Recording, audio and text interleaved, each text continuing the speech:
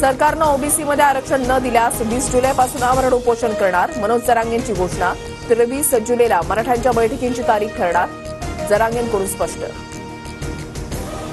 खासदार संजय राऊतांकडून पारनेर आणि श्रीगोंदा विधानसभेचे संभाव्य उमेदवार जाहीर. पारनेरमधून राणी लंके तर श्रीगोंदा इथून साजन पाचपुते विधानसभेत जातील. खासदार संजय राऊतांचं वक्तव्य.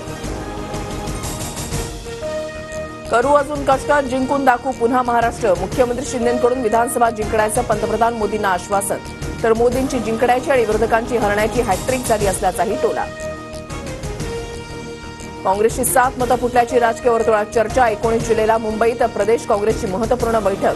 पक्षविरोधातील भूमिका घेणाऱ्या आमदारांविरोधात कारवाईची शक्यता.